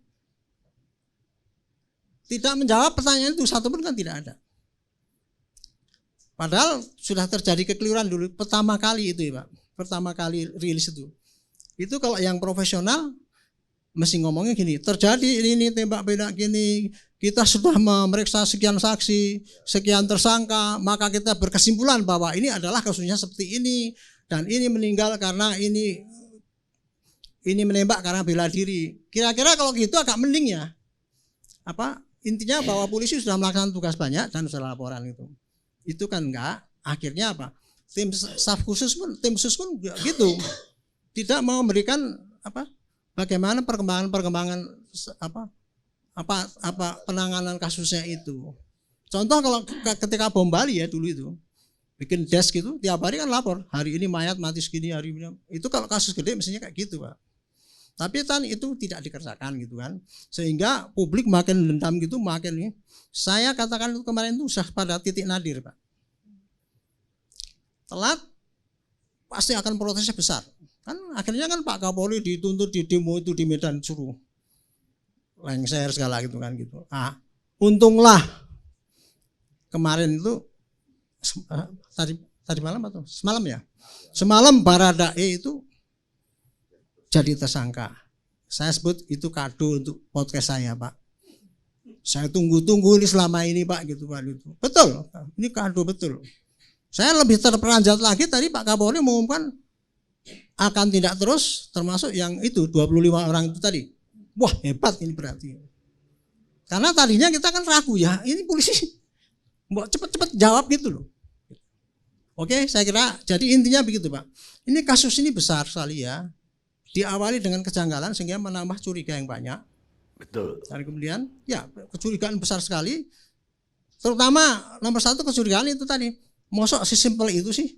Kayak gitu kemudian langsung tembak mendak dan ini langsung dibebaskan gitu. Gitu. Tadi saya Pak, kalau dari laporan yang pertama tadi Pak ya, misalkan disimpulkan bahwa ini pelakunya ini kemudian tertembak meninggal kan, itu pasti nanti endingnya ya SP3 Pak. SP3 itu kan cuma dihentikan karena tersangka meninggal dunia, tidak memenuhi unsur, atau tidak bukan pidana. Itu kira-kira SP3 itu dasarnya. Jadi nggak usah di sidang-sidang tuh Pak, daluarsa nggak perlu.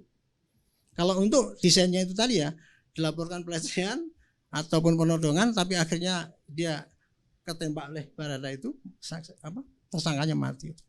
Jadi kesimpulannya Pak ya, ini karena bom atom yang meledak itu aib dan kemudian besar terjadinya, sementara polisi kurang sadar untuk mengantisipasi ini dan tidak memberikan jawaban-jawaban mengenai kesanggalan itu, tetapi memilih gini, saya akan memberikan pengumuman nanti kalau udah lengkap akan saya sampaikan. Nah, dilalah ini kan baru inilah disampaikan setelah banyak pertimbangan, hampir saja terlambat. Tapi ini belum terlambat karena sudah diumumkan, dan kemudian yang itu tadi yang katanya merubah-rubah itu akan ditindak. Saya yakin ya, ke depan ini udah jelas Pak. Kira-kira ini akan lebih cepat apa yang akan terjadi. Nah, ini kita butuh saya pikir Kapolri sudah sikapnya tegas gitu ya, kalau tadinya ragu-ragu gitu ya. Dan kemudian sudah ada yang diamankan untuk karena koreksi TKP yang pertama itu yang kelihatannya yang ditutupi itu Pak. Nah, mudah-mudahan bisa terbuka nanti kita, dan saya berharap polisi bisa netral kembali lah walaupun nggak dibilang baik. Saya kira itu Pak, terima kasih Pak. Polisi tidak mau menjawab pertanyaan selama ini karena takut salah jawab Pak. Lah kalau bom tadi itu kan bagaikan bom. Itu karena sorry Pak, bukan takut salah jawab. Tidak tahu bahwa pertanyaan itulah yang harus menjawab untuk polisi supaya naik power naik citranya gitu Pak. Pertanyaannya mudah kok dulu tuh. Pak, siapa tersangkanya? Nggak dijawab kan? Saya nggak ngerti kenapa nggak dijawab-jawab. Padahal teorinya itu Pak, kalau pakai tadi ya, model A itu tadi Pak. Oh, tersangkanya itu Baradae udah pasti Pak. Bukti awalnya juga ada cukup Pak. Itu baik. Pak yang itu yang jadi. Kalau bom tadi itu yang ledak kan Johnson Pak. Oh ya. Saya tadi belum lupa saya. Ini kan modelnya potong kepala Pak. Iya. Nah, saya pakai potong kepala juga Pak. Jadi, aib polisi ini Pak, kalau tidak dibuka oleh polisi sendiri, aibnya cuma centang di jidat sini Pak. Tapi kalau yang buka orang luar, bahwa ini ternyata begitu ya, dibuka oleh Komnas HAM, oleh masyarakat, polisinya potong kepalanya Pak. Aibnya itu adalah polisinya dipotong kepalanya. Polri maksudnya gitu Pak. Habis itu. Oke. Pemirsa, adalah benar tidak ada orang yang berada di atas hukum. Tapi kekuasaan bisa membuat seseorang menjadi invisible, tidak kelihatan. Toba beta, penulis Indonesia. Kita ketemu ALC yang akan datang.